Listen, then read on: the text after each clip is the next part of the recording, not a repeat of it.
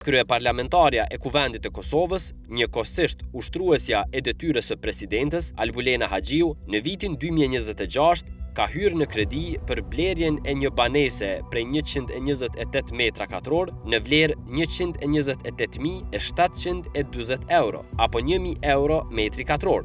Banesa është blerë në lagjën Arbëria, ku sipas çmimit të tregut për banesa në ndërtim e sipër, rezulton se metri katror sillet së paku rreth 1.500 euro. Haxhiu, së bashku me bashkëshortin gjatë vitit 2025, kanë pasur të hyra 39.000 euro, pa përfshirë mëditjet dhe kompenzimet e udhëtimit. Për blerjen e kësaj banese, Haxhiu ka marrë kredi 160.000 euro për 320 muaj apo 26 vjet, për të cilën do të paguaj në total afër 300.000 euro, ndërsa kësti mujor rezulton të jetë rreth 950 euro. Haxhiu ka thënë se kredi 160.000 euro e ka marrë për blerjen e banesës 128.000 euro dhe parapagimin e kredive të mëparshme, me normë të interesit fikse 5.5%. Kredi kam aplikuar 160.000 euro. Interesi i kredis është fiks 5.5% për krejt periudhën e kredis, pra nuk ndryshon si dhe llogaritet në borxhin e mbetur.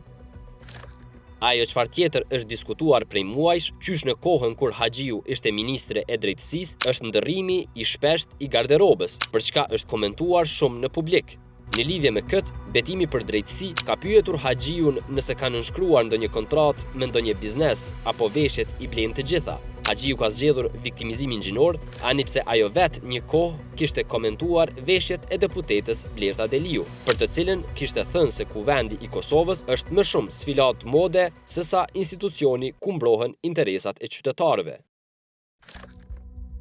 Ndërsa për atë mendoj që është praktike që fokusi i diskutimit publik të zhvendoset nga puna politike të veshja një gruaje në politik. Nuk besoj që standardi i njëjtë aplikohet ndaj burrave në politik. Veshja ime është çështje personale dhe nuk ka lidhje me përgjegjësitë, qëndrimet apo punën time publike. Unë nuk kam as nuk do të kem kur marrëveshje me ndonjë biznes.